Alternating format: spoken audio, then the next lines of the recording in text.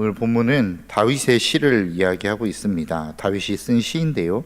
그 시의 내용을 보면 우리 그리스도인들이 무엇을 추구하며 살아가야 되는지, 그리고 우리 그리스도인들이 마땅히 추구해야 될 바를 추구하며 살아갈 때에 우리의 삶에 어떠한 결과들이 나타나는지에 대해서 잘 이야기하고 있습니다.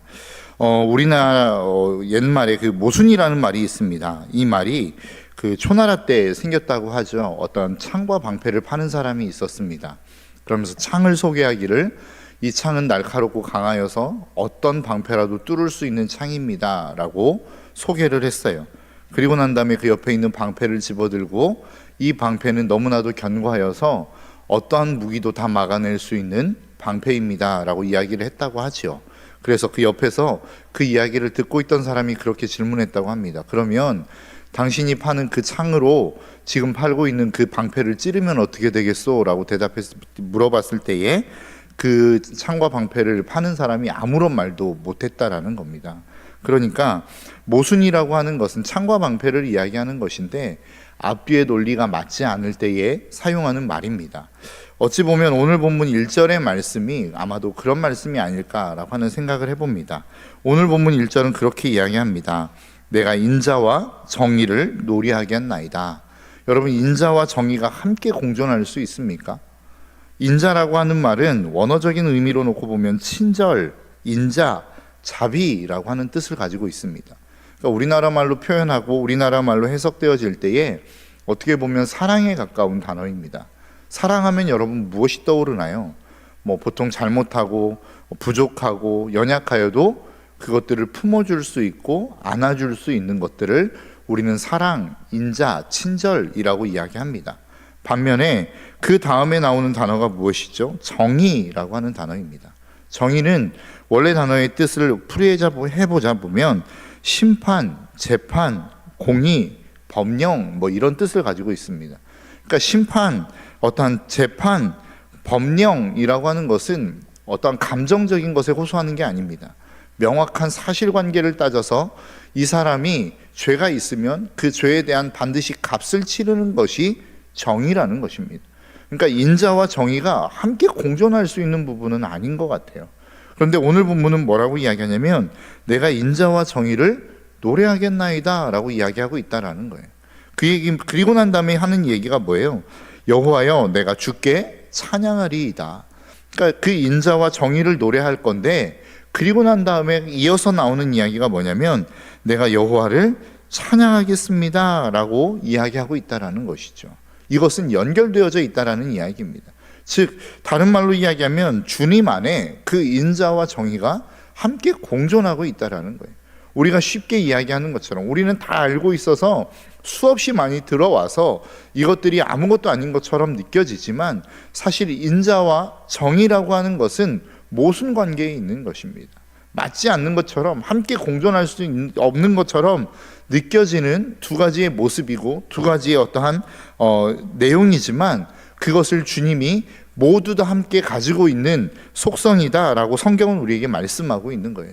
그래서 우리가 흔히 이야기하는 것 아니겠습니까? 그 하나님의 사랑과 그 하나님의 공의가 함께 한자리에서 이루어진 사건이 무엇이라고요? 십자가의 사건이라는 겁니다. 정말로 심판하실 수밖에 없는 그 하나님이 인간을 사랑하셔서 자기의 아들을 십자가에 못 박아버린 그 사건, 그것이 하나님의 정의와 하나님의 인자를 함께 이룬 사건이다라고 이야기하는 것입니다. 그래서 오늘 본문 1절은 다윗이 그 이야기를 하는 거예요. 하나님, 우리는 죄인입니다.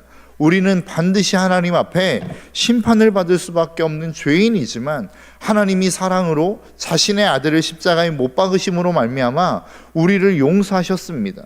우리가 그 주님을 찬양합니다 라고 하는 내용이라는 거예요.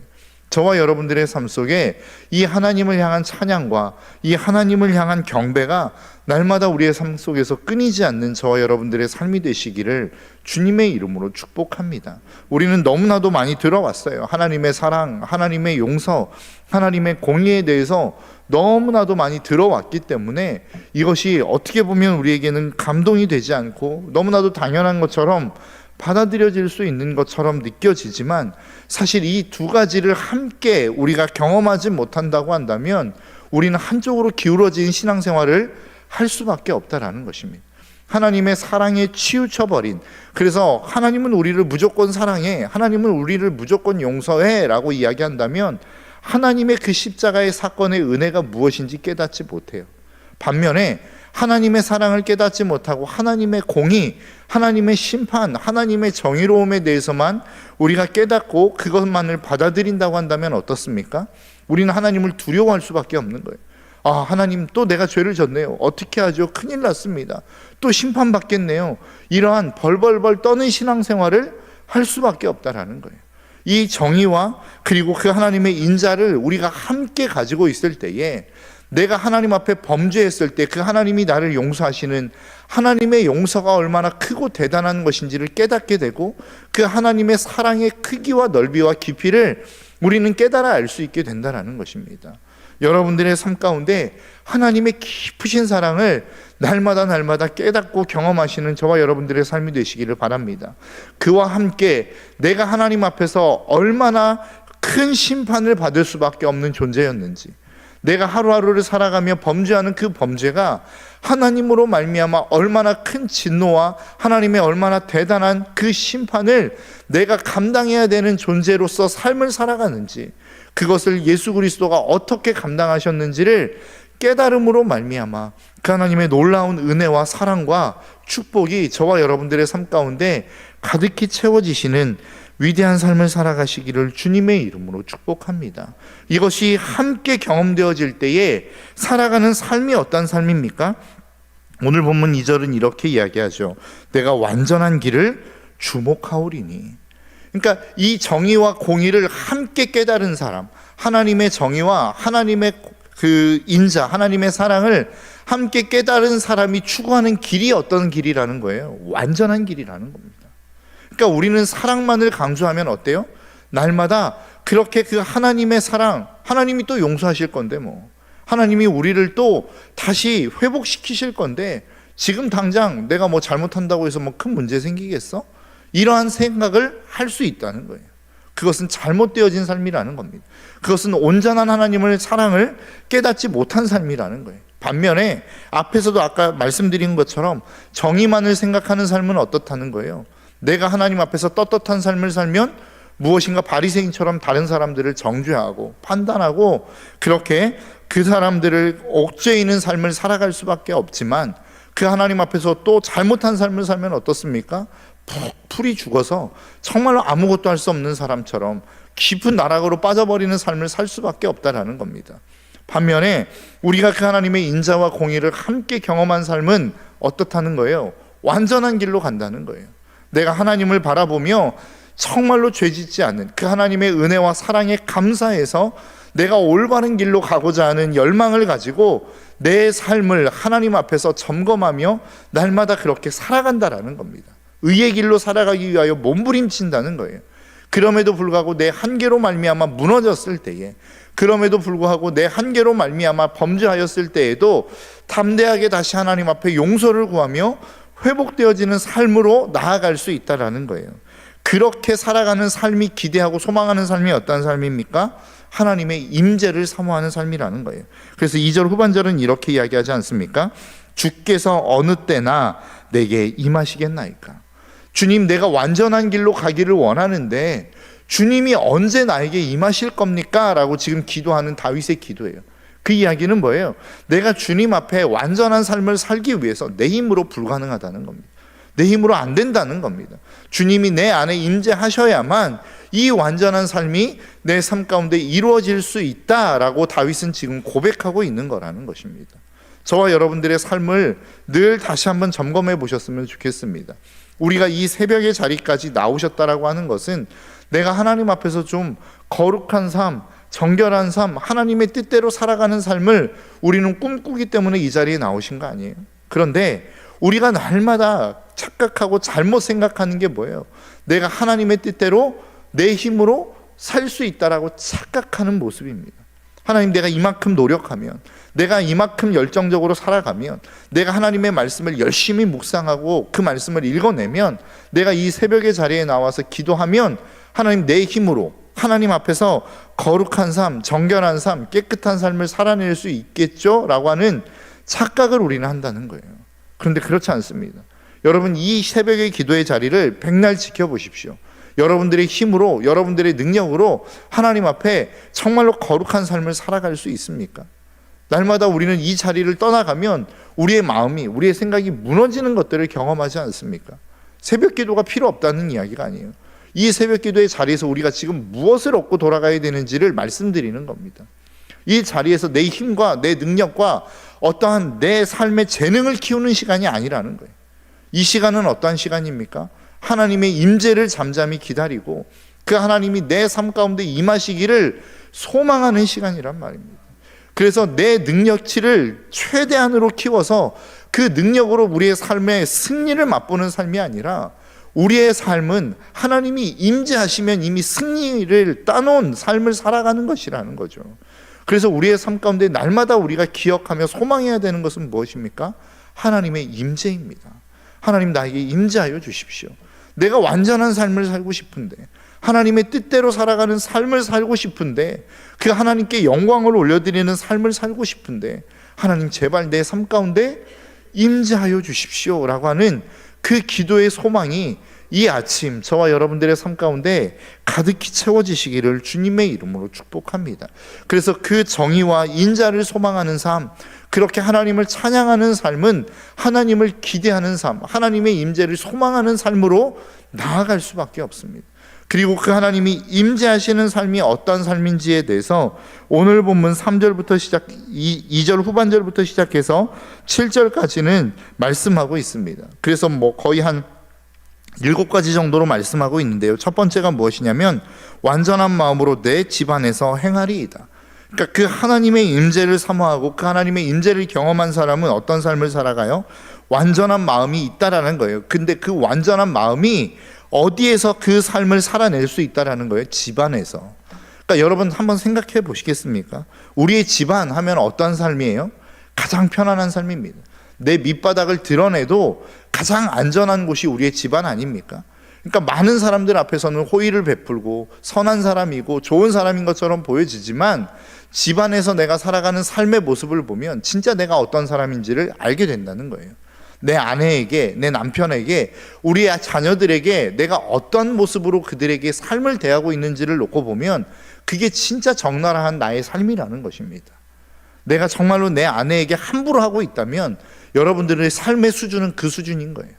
내가 내 자녀들에게 정말로 권위자로서 무엇인가를 막 찍어 누르는 삶을 살고 있다고 한다면 그것이 여러분들의 삶의 진짜 모습이라는 거예요. 교회에서의 모습이 진짜 모습이 아니라, 교회 안에서 성도들을 대하는 모습이 진짜 여러분들의 삶의 모습이 아니라, 여러분들이 가장 편한 사람, 여러분들이 가장 허물 없이 대하는 사람을 대하는 그 태도가 여러분들이 진짜 삶의 모습이라는 거예요.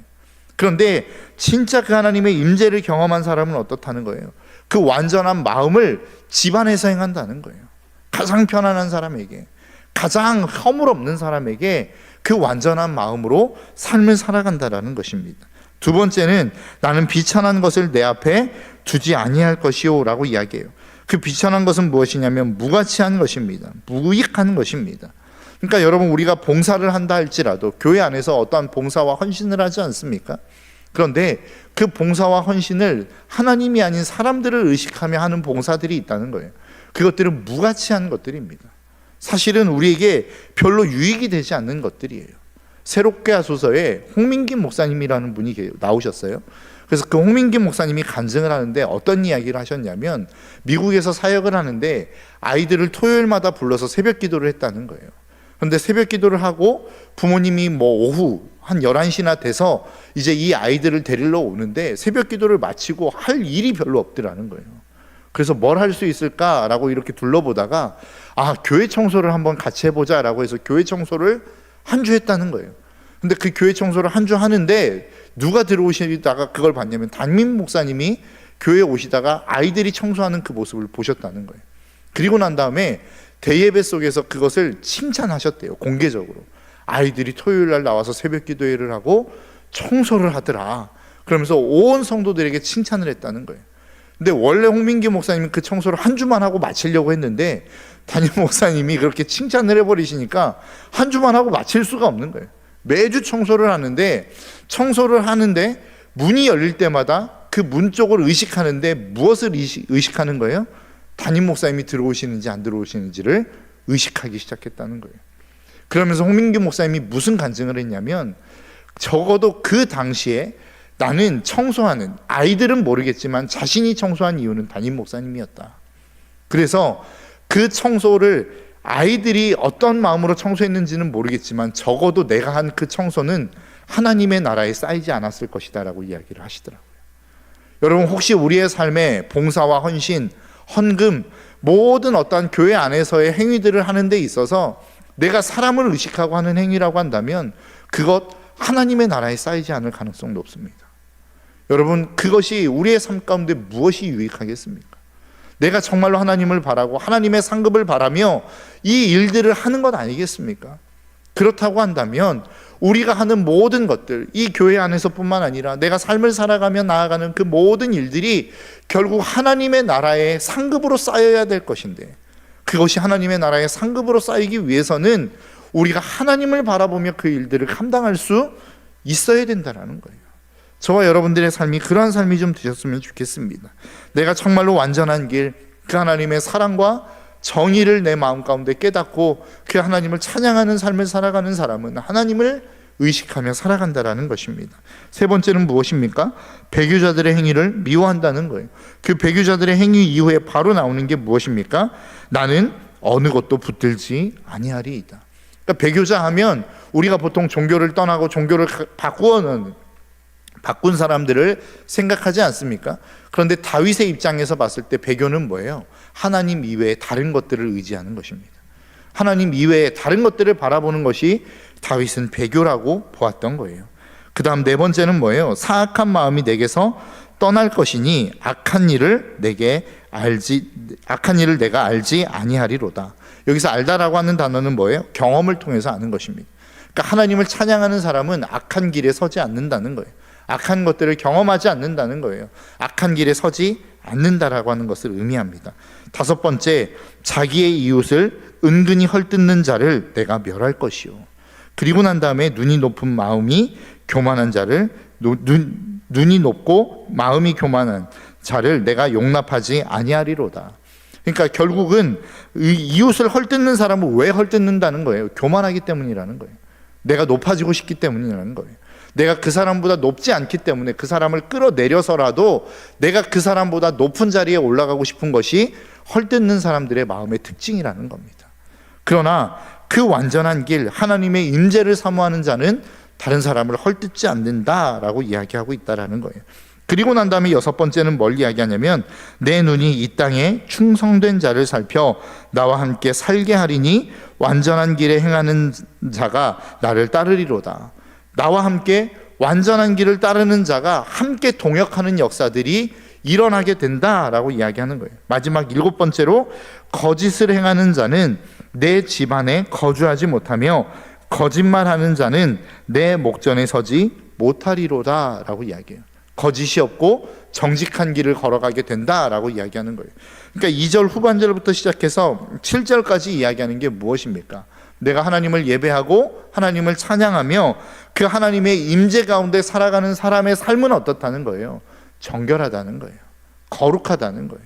그러니까 우리가 하나님의 뜻대로 살아가기를 원합니다. 내가 하나님의 찬양을 올려드리는 삶을 살기를 원합니다 라고 이야기하는데, 그렇게 하나님의 뜻대로 살고 하나님을 찬양하며 경배하는 삶, 하나님의 임재 가운데 살아가는 삶은 어떤 삶이라는 거예요? 정결한 삶, 거룩한 삶이라는 겁니다.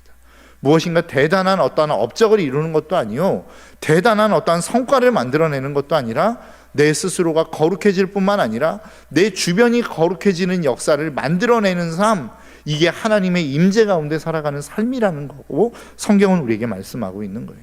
여러분들의 삶은 어떠십니까?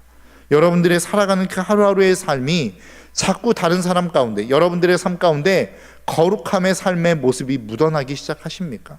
지금 다윗이 이야기하는 것처럼 내가 이러한 삶을 살지 않겠습니다 라고 하는 그 삶이 여러분들의 삶 가운데 이루어져 가고 계십니까? 아니면 6절부터 7절까지의 말씀처럼 나가 하나님의 임재 가운데 삶을 살아갔더니 이러이러한 삶의 거룩한 모습들이 내 삶 가운데 나타나더라고요 라고 하는 그 삶들이 여러분들의 삶 가운데 이루어져 가고 계십니까? 하나님의 임재는 우리를 거룩으로 인도합니다. 어떠한 대단한 업적과 능력과 기적을 나타내는 삶 이전에 우리를 거룩함의 삶으로 인도해 간다라는 거예요.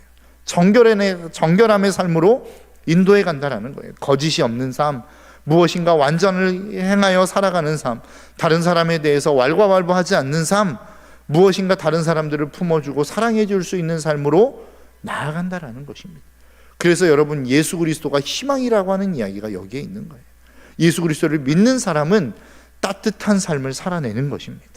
수많은 사람들을 품어낼 수 있는 삶이요, 정직한 삶이요, 믿을 만한 삶이요, 그 사람을 바라보면 무엇인가 대단한 삶을 살아내는 것처럼 보여지진 않지만, 우리가 가진 것처럼, 세상이 이야기하는 것처럼 무엇인가 엄청난 것들을 소유하지는 않았지만 왠지 믿을 만하고 그 사람에게 가면 무엇인가 내가 품어짐을 받을 만한 것처럼 느껴지는 그 삶을 살아내는 것이 그리스도인의 삶이라는 거예요.